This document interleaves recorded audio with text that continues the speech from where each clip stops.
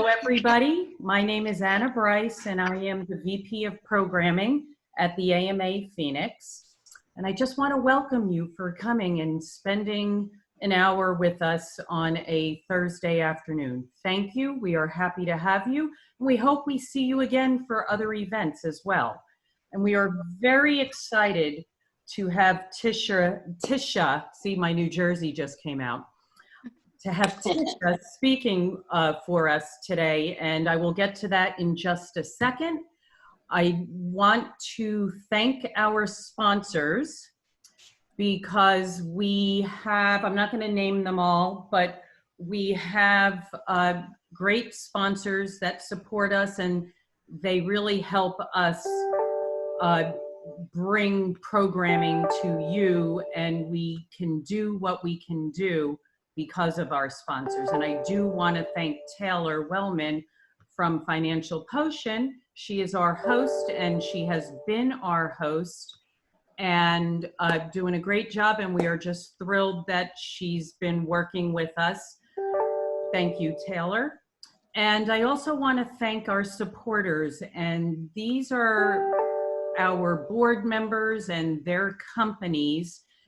They, you know, we really put a lot of time into the AMA, and we really can't thank everybody enough for the time that they put into this organization. So we thank them. And I just want to get right into introducing our speaker, Tisha Marie Pelletier. Tisha, did I do okay with that? You did perfect. Thank you, Anna. You know how I stress over pronouncing people's last names.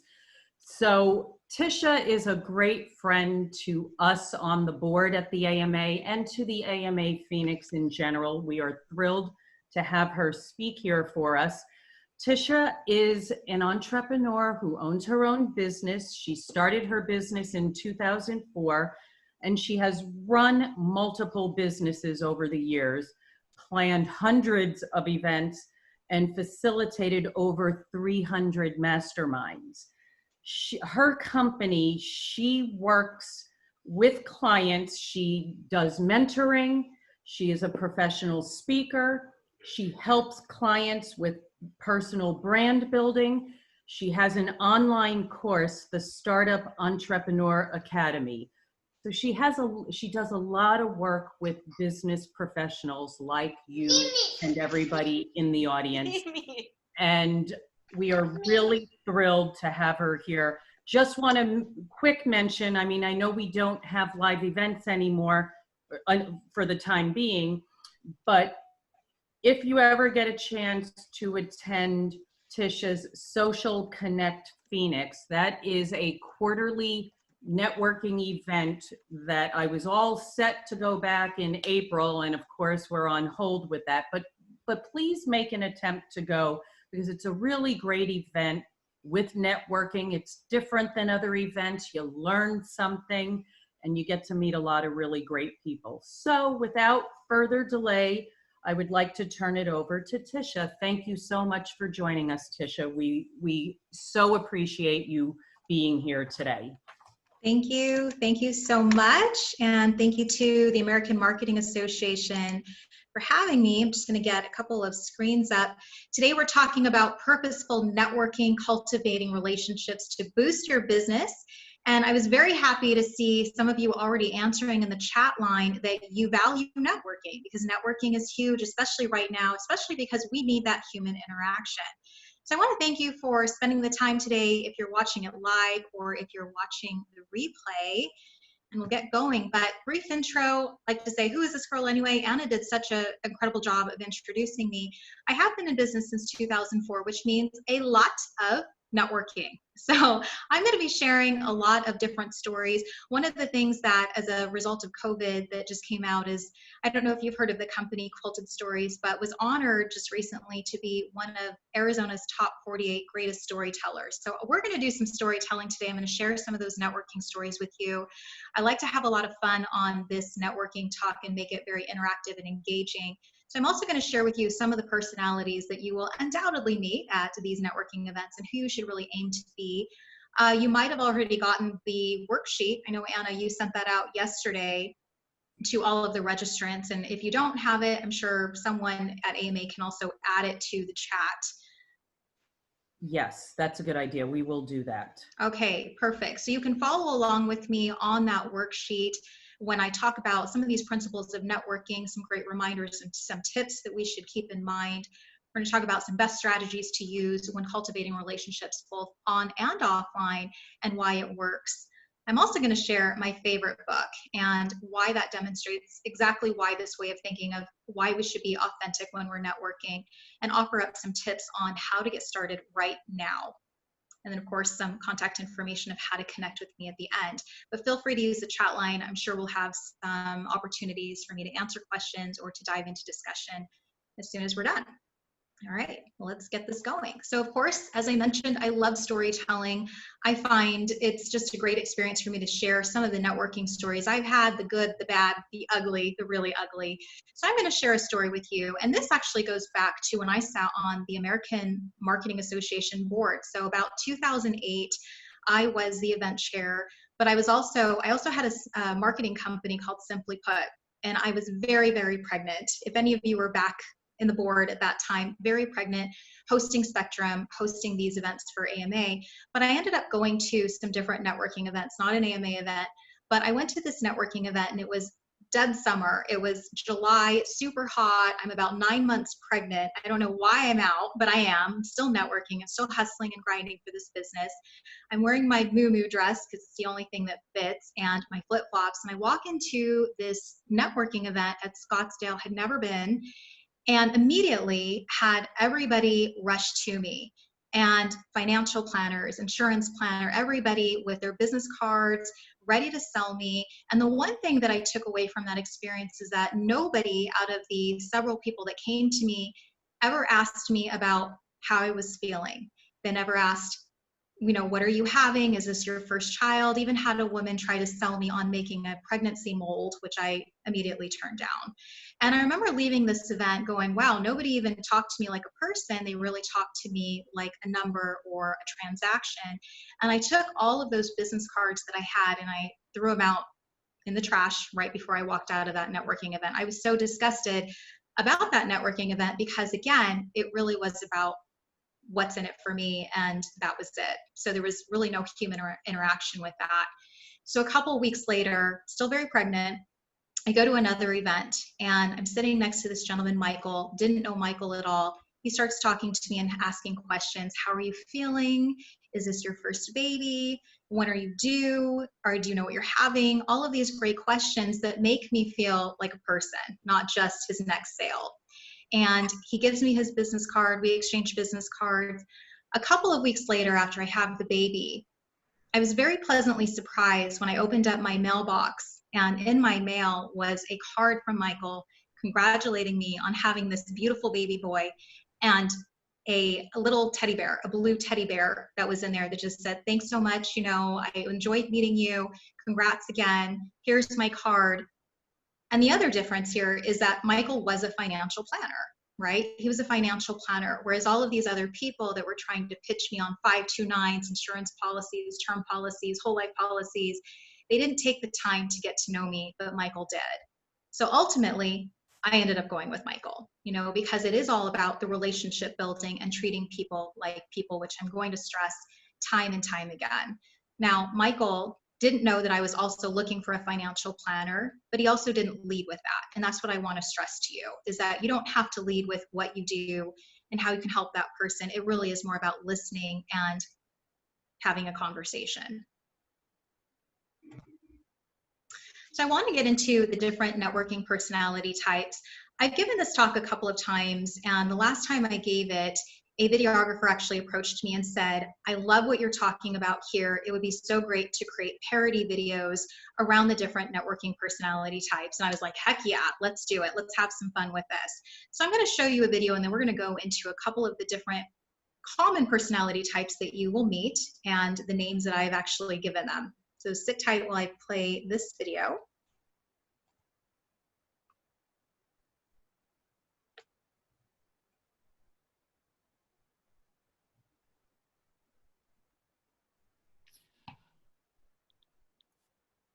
No sound, Oh, uh-oh.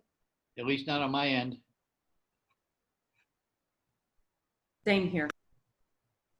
Yeah, Tisha, if you have your microphone plugged in that's taking over your audio, you're going to want to unplug your microphone so then that way we can hear it. Okay, let me see how I can do that. All right. I unplugged my headphones. Mm-hmm. Let me see. Do you think that should work now? That should work. Okay, let me see if I can share. Let me go back to that real quick. Tisha. Oh, Tisha, very nice to meet you. We're good now. So anyway, I'm a financial planner, and I think you could. Can you go back to the beginning, please? Philip. Yeah, let's see if I can just bring it back. They're out there. They walk among us. You might even be one of them. In the next few moments, we'll introduce you to a networking no-no.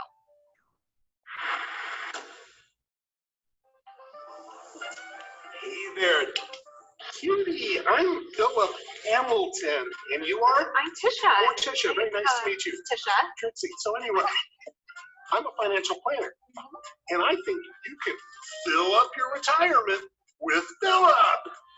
Because it's all about the Hamiltons. Yes, of course. Okay, so when are you planning on retiring? Like 4 years? 3 years? I'm 2? thinking 20? Oh, you're that young? Oh, okay. So do you have kids?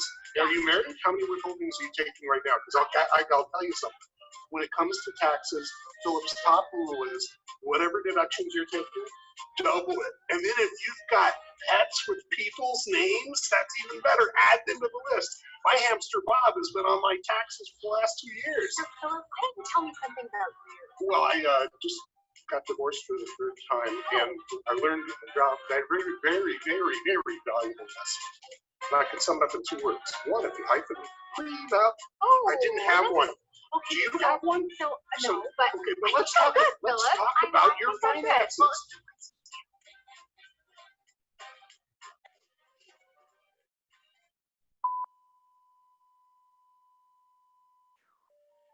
this was a public service announcement by the Connect Coalition. Learn more at connectcoalition.com.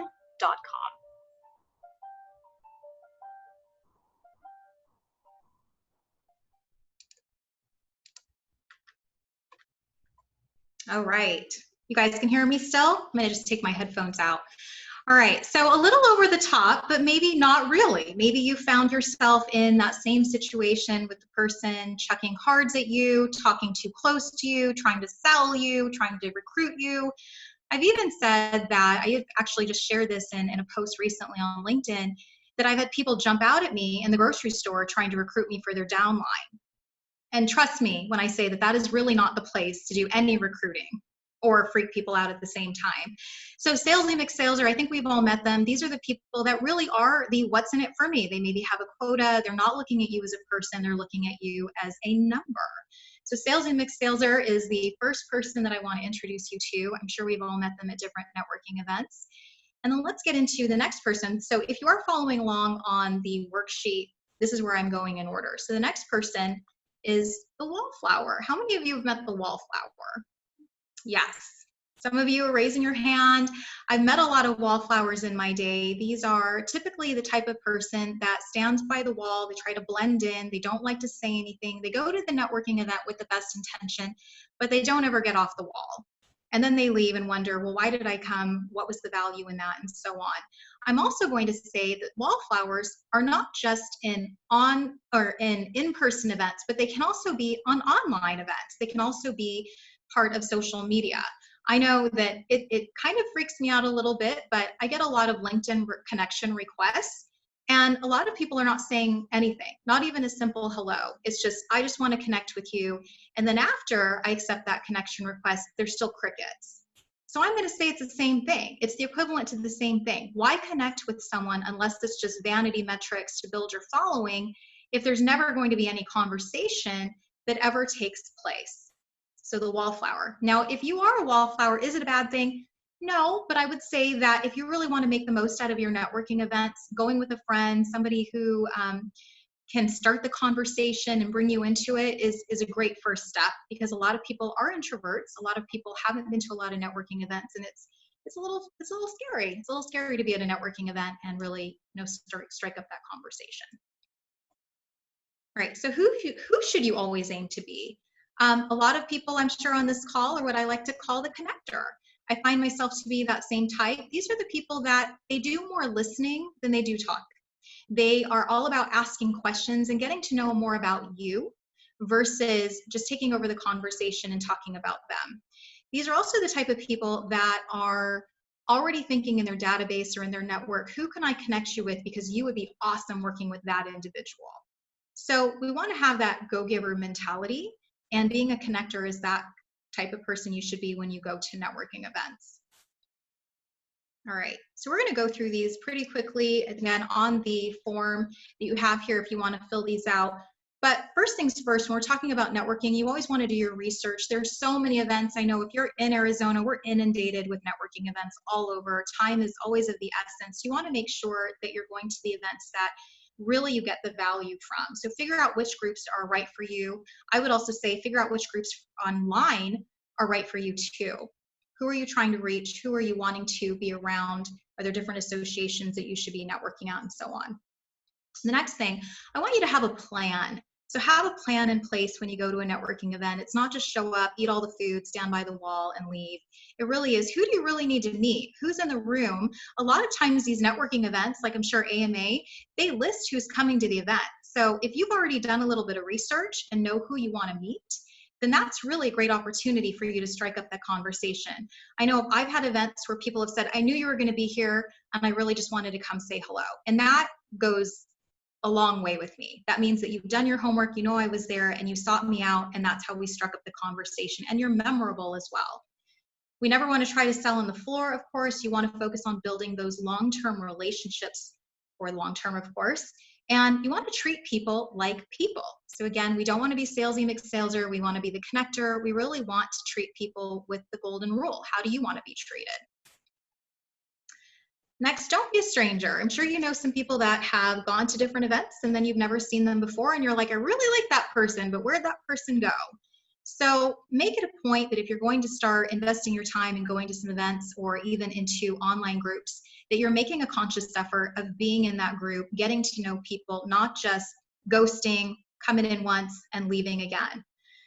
Make sure that people are seeing and hearing your voice, they're hearing your message and so forth, because that really is honestly how people develop that trust in you to start that conversation and build that relationship.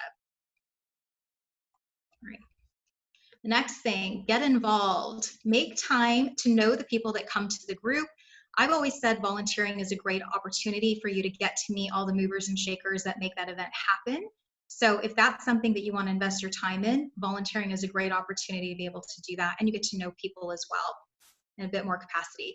Some of you know Jeff Moriarty. Actually, Nat was the one that introduced me to him. He used to run Ignite Phoenix out here, and I'm sure that's been put on hold as well. But I really loved his event, had no idea what it was, but decided I wanted to get involved, and I volunteered. And Jeff and I became such great friends. He's actually sat on my panel with me at Social Connect. So again, it's about the relationships and the time that you're putting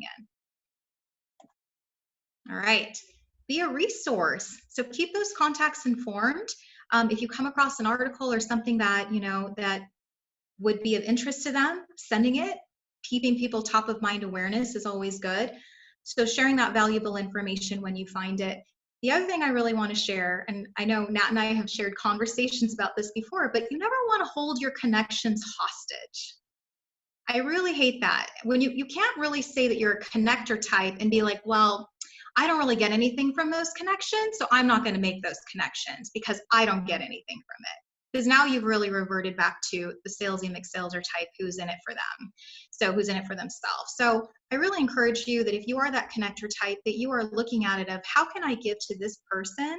Because I know that's going to come back to me twofold, right? So don't hold your connections hostage. The next thing I want to stress is make an impact. How many of you have gone to events? I know I can raise my hand a million times over, and it's the same spiel. It's the same, hi, I'm Tisha, this is my company, this is a laundry list of things that I do. All right, great, but if everybody is doing that, how likely are you to listen? So I want to encourage you to really, and this is Marketing 101, being at the AMA, you want to get out there and you want to talk about some of those pain points. What is it that you solve? What's that problem you solve? What is that one thing that people keep coming to you for that you are the solution for? So make it about the audience. Don't make it about you, and definitely not a laundry list of the benefits or the features that you offer. So again, putting it back onto what are those things that you provide a solution for. All right. The next thing, you guys know this, quality over quantity. Focus on quality over quantity. Anna mentioned that I host an event here, and I'll share more about that in a bit, but I host an event called Social Connect, and so many people have come to me and said, are you going to do Facebook ads? Are you going to do all this advertising for it to get more and more and more people there? And I always laugh and I say, I feel like the right people show up. The right people are in the room. It doesn't have to be thousands and thousands of people to have a great impact. So quality over quantity. It's never about, you know, the number of business cards that you collect. I would say a lot of those business cards, the people that go around that just want the numbers, they're never going to be a great relationship builder for you, because they really are about just the business cards and the quantity. All right, this next one, set your expectations. Every time you network, I am a just big believer, and if you go to a networking event and you meet one or even two really good individuals that you're able to strike up a conversation with and really dive in and get to know that person, and then take it offline or to a virtual latte or a live latte or whatever you have, that is so valuable. So I know that sometimes we go to networking events and we're like, we have to meet everybody in the room. Well, know that that's virtually impossible. You really can't do it in the time allotted. So focus on meeting one or two really great connections and keeping the ball rolling from there. All right, kind of going back to our Wallflower, but always be willing to start and strike up a conversation. One of the best quotes that I've seen is, a simple hello could lead to a million things. But if we're not willing to start, if we're not willing to get out of our comfort zone and strike up the conversation, then we don't know where that could have gone. So I'm going to lead with this story. Some of you know there's the Phoenix Business Journal out here does a 40 under 40. I nominated myself years ago, and I was invited to a networking event. And here at this networking event, there were several people. There were several applicants, recipients. I did not get chosen, but I feel like I had something much better.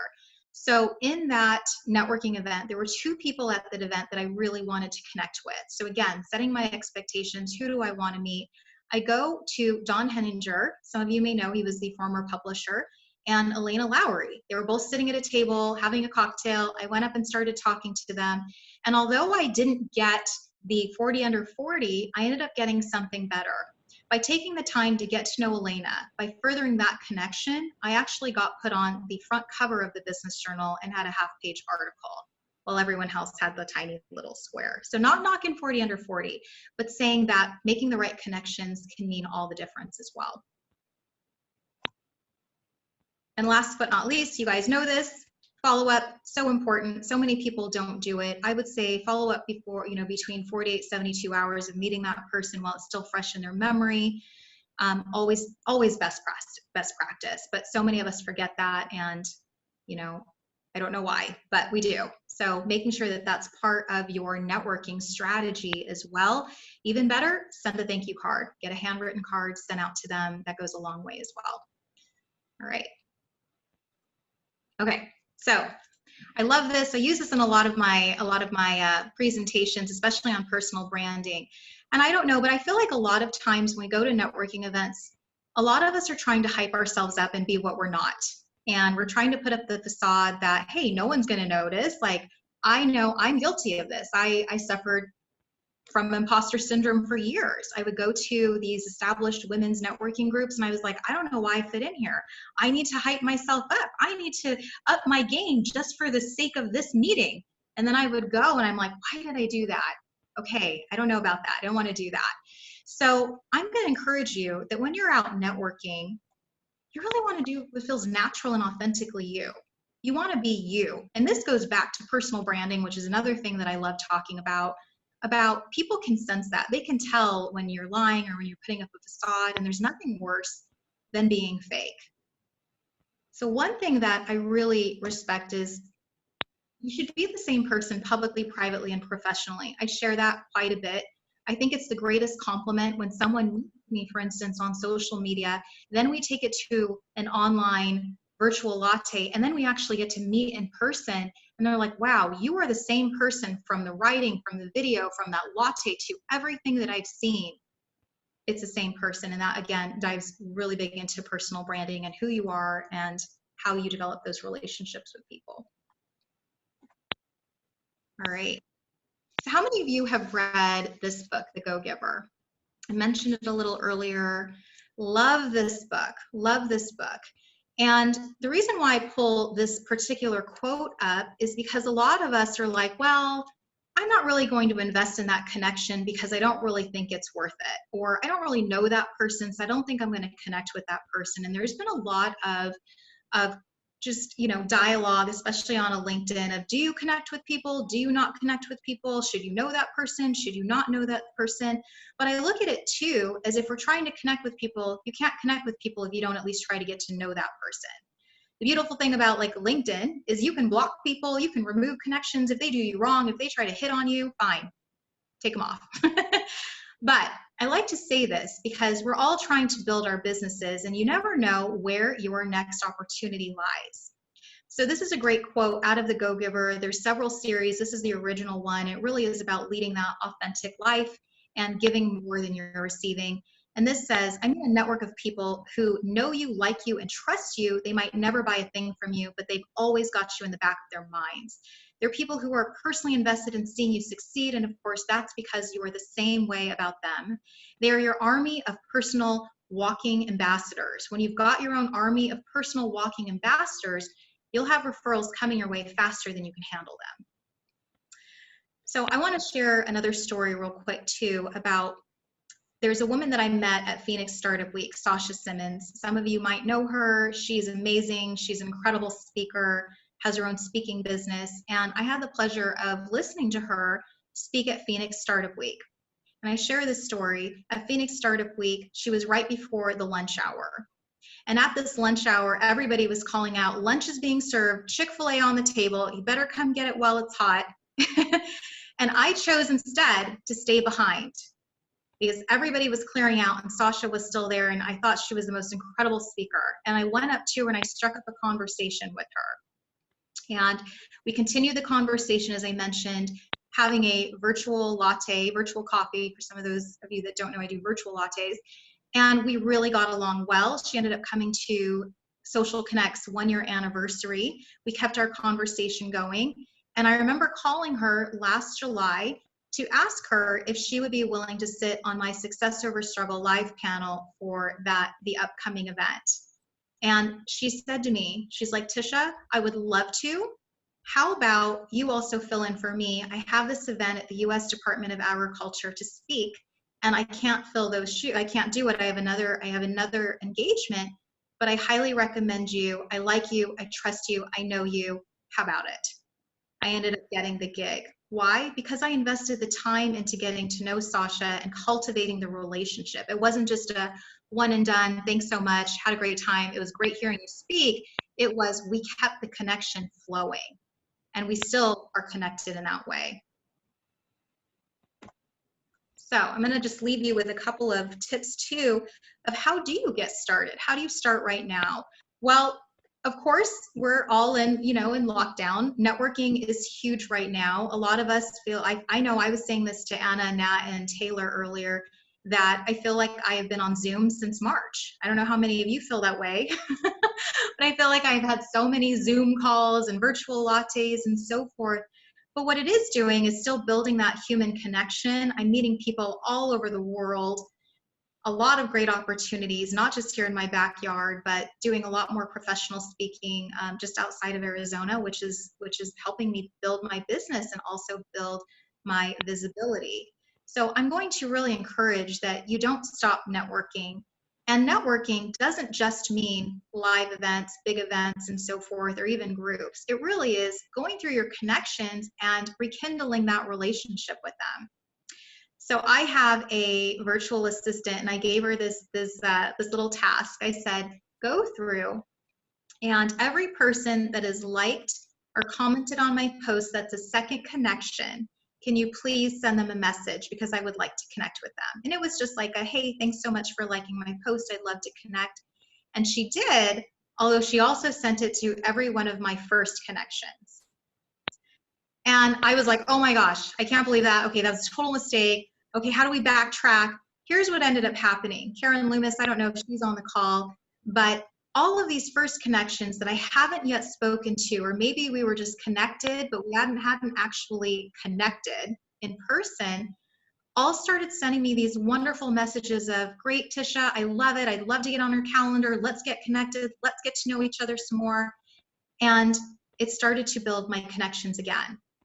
So you might have these great connections, but you haven't yet networked with them is what I'm saying. So even taking this time to go back through your connections and start to reach out to them and start to get to know them, maybe they've pivoted. Maybe they're in a totally different space right now. This is a great opportunity to find out how you can help each other and how you can be walking, talking ambassadors for one another as well. So Social Connect, big logo here. Social Connect is an event that I share. It is on hiatus right now. I know, Anna, I was so sad. We were doing it on the rooftop, 2-year anniversary, April 28th.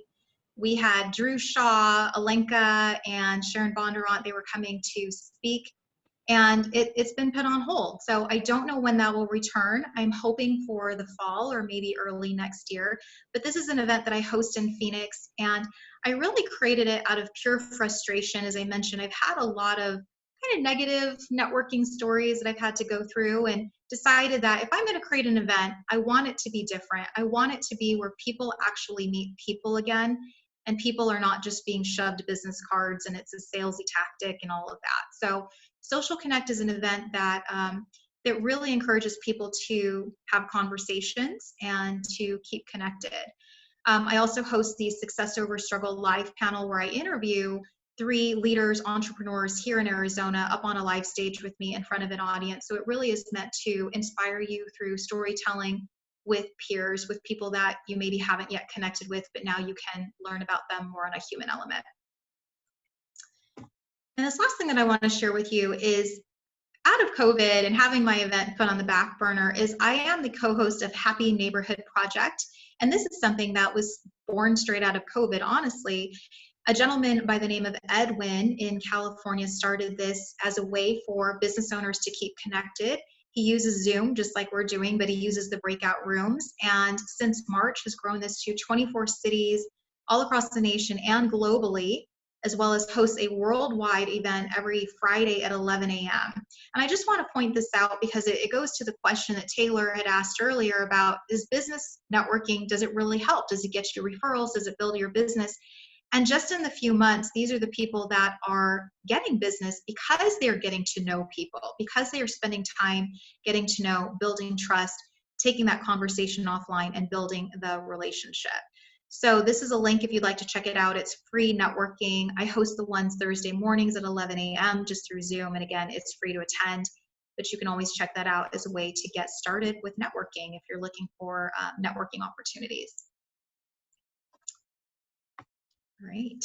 And to connect with me, I do offer a strategy session or a virtual latte, as I mentioned, and this is the link, Virtual Latte with Tisha, along with my contact information. I'm big on LinkedIn. I think a lot of people know I live there.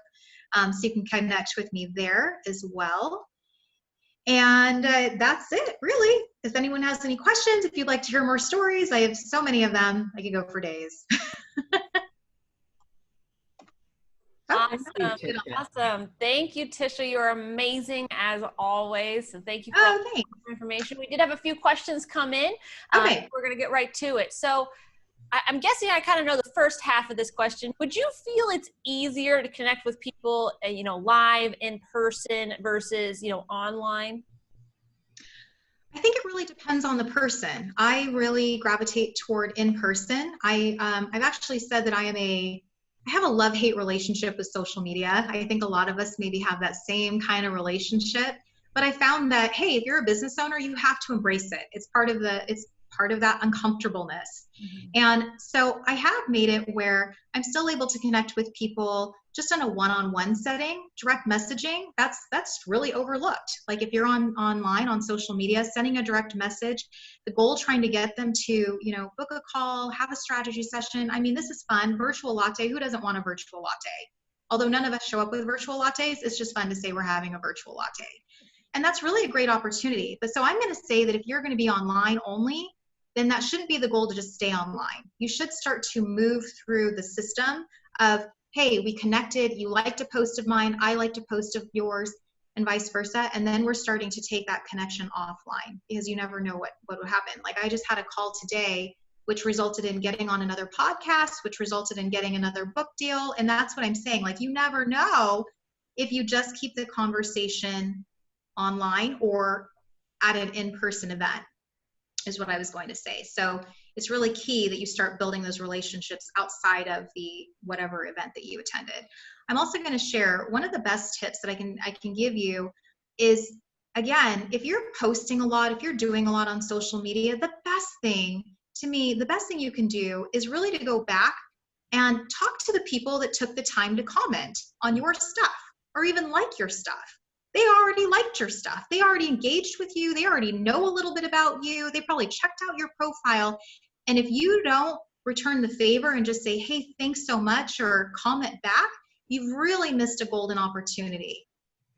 It's not just I post, I get a bunch of likes, vanity metrics, and I'm out. No, this is how you build the relationship with people, by taking the time.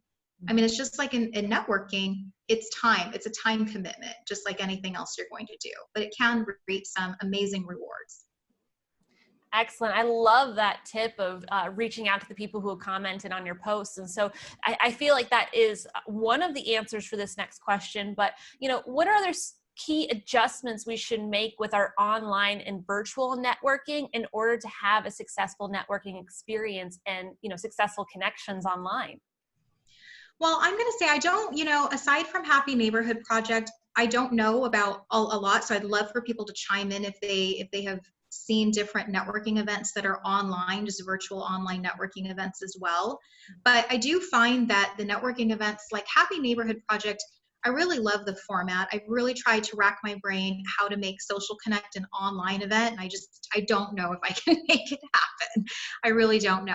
But I really credit a lot of these organizations like Conscious Capitalism, like AMA, that are moving it to, to a virtual experience.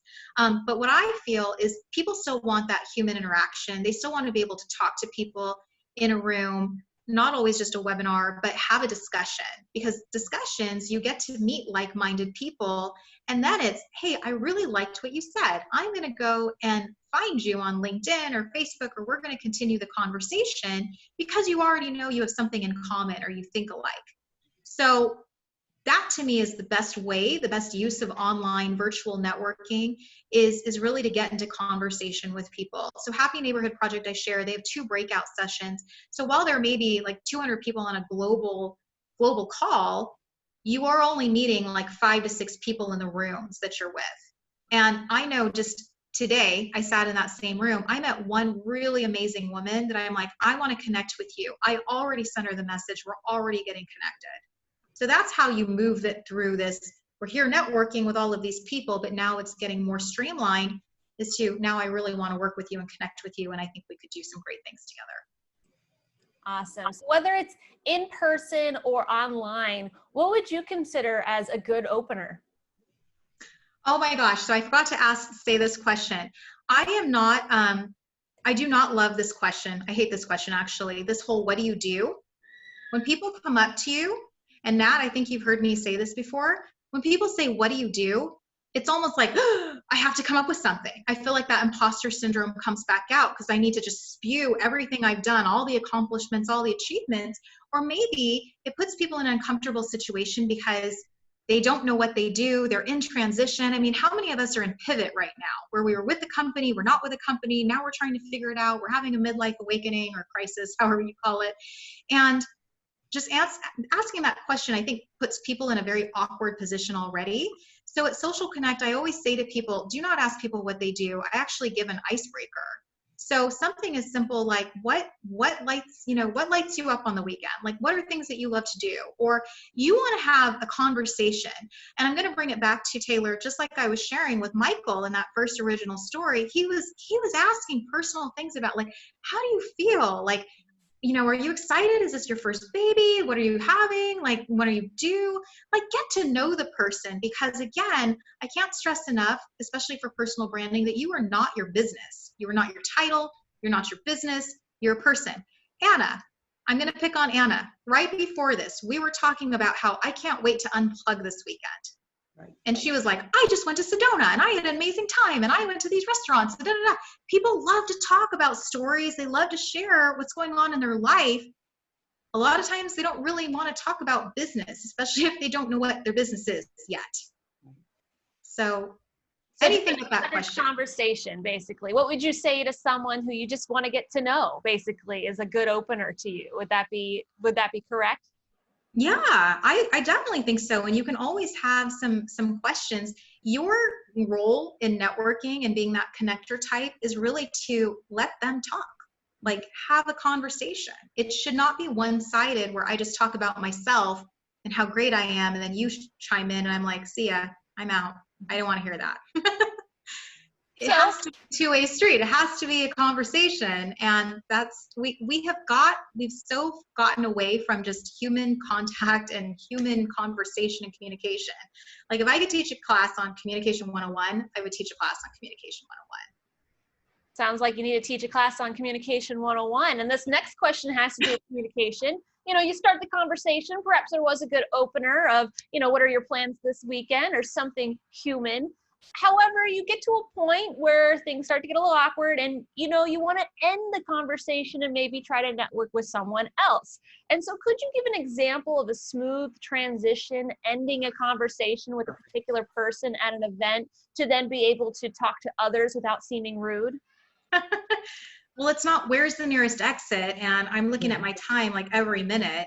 It's just, I'm going to go and network with some other people too. Like, you're welcome to come with me. Like, I think it's always great if you can bring someone, because again, you're probably going to meet people that are the wallflower, and it took every ounce of them to come to you and talk to you. And then you're like, see ya, we've had our conversation, I'm out. But I think encouraging that person to, why don't we try meeting these other people as well? And having them strike up a conversation too. You can feel a lot from body language and just from nonverbal cues from people, let me tell you. So, or, if they're in a group, you can always excuse yourself as well. Like, I don't think it's rude. I think people understand you're at a networking event. If they're having a conversation, then you can also say, okay, well, I'm also going to, I'm going to go over here and meet some other people. I think that that's natural when you're at a networking event. It's not construed as rude. I think rude is, like I said, checking your clock and saying, yeah, this is enough, I'm out, bye. Like, that's rude. Yes, definitely. And I don't know, I personally love it when there would be like the group, the circle of people where everyone can kind of talk back and forth. That can be a lot of fun. And so, yeah, having that wallflower kind of tag along with you is a really great idea. And so, you were saying that you should go into an event, with a strategic plan. And so, how do you find your target audience? It seems like it could take a lot of time to find yourself, working the room to find the right people. So what would be some tips in addition to looking at the attendee list in order to find that target audience? I think it's a little bit of a challenging question, especially if there is no attendee list that you can look at. And a lot of times you are just going to meet people kind of randomly. Like, even in this Happy Neighborhood project, I don't know who the people are in the room that I'm going to be, put in. But it really is about just getting to know the people in the room. Like, and that's what I'm saying is I don't think you should discount people because they are not your target audience. Mm-hmm. I think that you need to look at it as, who is it that they know too? Like, it's this whole 6 degrees of separation. Nat and I, we've never done business together, but he knows a lot of people and I know a lot of people that have then become, have gotten to know each other and do work together. So that's what I'm sharing with you is we can't look at it as, I'm discounting that person because they are not my target market. Well, maybe that person is very well connected to your target market, because that happens too. So it's just as I was saying with this go-giver mentality, treating people like people, remembering that golden rule, of course, and understanding that networking is not just about you and that one person. It's about you, that person and their network and your network. So it's why I was saying, if you have that go-giver mentality of I'm going to connect these people because they're great together, like they should do work together, and that comes back to you too. It does. Maybe not immediately, but it does. Can I jump in real quick? Yes. Sure. Tisha and I have a friend who runs one of the top PR firms here in town. And he will tell a story on a regular basis on how he attends approximately 2 networking events a month. So he keeps his face out there and so forth. And invariably, he makes a lot of connections. He meets a lot of cool people, but he doesn't go in with the mindset that I'm going to get something out of this per se. And he will tell you that his last 4, 5, 6 clients came from those conversations, not necessarily this month or this year. And he tells one story where a year and a half down the road, from somebody he met one time at a networking event, circled back around and gave his name as a recommendation to a company who today is still a client of his. So it's kind of like you're seeding for the future, but you may just make a good friend. You may not make a business connection. There may not be something there, but as Tisha said, you don't know who they know, and you don't know where this will come in handy somewhere down the road. Yeah. So one thing that I wanted to also say too, I use this term, plant the seed and see where it leads. I have a good friend that also says it's about planting, harvesting, and nurturing. Planting, harvesting, and nurturing. You don't start putting the plant in the ground and expect, whoops. Exactly. Sorry, guys. Is that an example of planting? Yes, that was my example of planting. Pardon me, my apologies. Let me try to get this back up and running. Or I'm just going to hold it. Pardon me. So what I'm saying is you can't expect to just plant it and then, these referrals start rolling in. You have to nurture that. Like there's a really great quote that I saw that someone sent me, and I was so compelled to send it to all of these amazing people. I might have even sent it to you, Nat, but it was one of these messages that said, I can't imagine my life without you in it. Like I really admire and I appreciate you, and I just want to thank you for being in my life, and I can't imagine my life without you in it. And can you imagine sending that to your best connections, people that you haven't talked to? It's about the element of surprise. It's about how little gestures make such a big impact. Just like that little blue teddy bear had me hire Michael for my financial planning for years and years. Little things make a big difference, and we often tend to forget that we're still humans. We still love surprises and thank you cards and so forth. It goes a long way. Well, that leads to the next question, which is, besides sending a handwritten thank you card or perhaps a little blue bear, what is your strategy for follow-up? So my strategy for follow-up is I love video, and I'm seeing a lot more people do video now too, because again, it is not just, hey, I'm going to send you a little text message or, a little email, but LinkedIn, Facebook, all of them have that opportunity where you can record a quick little 1-minute video just saying, hey, Nat, thanks so much. I really enjoyed our conversation.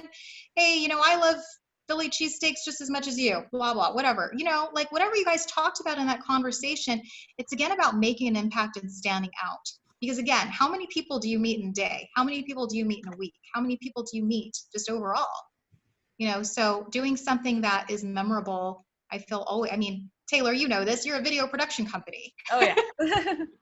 Yes, definitely. And, sharing video, you get to show your true self, it's different, the body language, just your inflections in your voice, it definitely gets people to know you a lot faster. And so another question that we have is, when you first started connecting and first started going to networking events, what was that initial drive? What was that inspiration to, get dressed up, go out that door, and devote some time away from working to actually find more connections? Lack of money. When you were first starting out, you've got time. And so I knew that networking had to be a part of my strategy. And it was great not to just be able to learn from everybody in the room, to take in that knowledge, but just to, again, surround myself with people who were doing what I was doing. I started a business, a marketing business in 2004. And the first place I actually went to was ASBA. because they had networking, they had mentoring. You know, I could have a mentor. They had all these classes that I could take. Actually, the gentleman that you saw in that video, some of you might know him. His name is Mike Leeds. He runs a sales company, and he was one of the first people I met at ASBA, and I'm still connected with him 16 years later. Like, we did lunch together not too long ago. So I'm saying the people that you meet on this journey can be people that are in your life forever, and it's a lot of it through networking. Excellent. So my last question for you, this has been just a wealth of information and just a reminder of a lot of great things, is how often should you network? So when we had in-person events, I tell you, there were people that were like every minute, every day at a networking event. And I don't think that's healthy. I think that you still need to have time to work on your business. And so I think with networking, you know, I try to aim maybe like once or twice a week, honestly. But it really depends on your schedule and what you can do. Like for me, I have kids, so going to late night networking events doesn't really work for me. So depending on your schedule, then you can definitely maneuver around that. But I say, like, focus on one or two networking events that you really like, trying to spread yourself too thin, trying to go to every single thing, trying to be everywhere. It doesn't do well either, you know. And I remember I went to this event. Taylor, I'm going to share the story. I went to this event that a friend invited me to, and I was so put off. The woman that was hosting it, she said, she came to me and she's like, "What do you do?" And I said, "I'm a business mentor." And she went up to my friend who had invited me, and she's like, "She can't be here. You're a life coach. You guys do the same thing." And she said it in her like loud New York voice so I could hear it. And my friend's like, "Tisha's a business mentor. I am a life coach." And she comes back to me. She's like, "She said it's okay. You can stay." And I was like, "Why on earth would I stay?" And I remember going to my friend who was, you know, total networker. She went to everything. I saw her at everything. And I just said, "Here's what I'm going to tell you. The woman that hosts this doesn't really know what you do, so she really can't refer you. She thinks we're the same type of, you know, industry. Why on earth would you spend your time here?" Right. So I don't want you to just stay at a networking event for sake of staying at a networking event. I've gone to several, and I'm like, once or twice finding out what that was, and that was enough. It's not my drive. You'll feel it. You'll feel if you feel welcome there. You'll feel if you are getting value. I'm going to stress that. If you get value, then that's a great event to keep going to. If you don't, if you feel like it's a waste of your time, it doesn't have the right types of people that you want to connect with, then your time is more valuable than that. And I would encourage you to find something else that fits you. Excellent. Excellent, Tisha. You're just a Great. wealth of knowledge, and we appreciate everything. Well, I host a networking event, Taylor. Great job. Yes, thank you very much, Tisha. We really appreciate it. I know I am walking away with some really good gems. I loved your idea about direct messaging and communicating with the people who comment on your social posts. I love the idea when the person asked about a smooth transition to start networking with other people. I think it's a great idea saying, why don't we walk around the room and meet someone else, and maybe you pick up another person, and you know, you kind of multiply, and maybe it becomes a group. But that was a fantastic idea that I never thought of. And then I'm going to remember planting, harvesting, and nurturing. Yes. That's the perfect way to think about networking. So this was great. Everybody, we have your email address. We will be sending the video and presentation so you can see this. And any questions you have, you know, just let us know. If you want to, if you need to connect with Tisha, she gave you those links, and if you didn't get them, you could always reach out to us and we'll give them to you as well. But again, Tisha, thank you very much. We really appreciate you taking the time to be with us. Of course, my pleasure. Great to meet everybody. And we are continuing virtually, at least for now. I know you all know how much I miss seeing your faces and seeing you in person, and I hope we get back to that, you know, soon. But in the meanwhile, these are our next 4 events that are up. The one I want to talk about is the one that's coming up in 2 weeks. July 22nd, it is a Wednesday. It is a lunchtime webinar. And Evelyn Vega, who is the president of Staffing Strong, will be hosting a career roundtable, keys to successful employee recruitment and retention.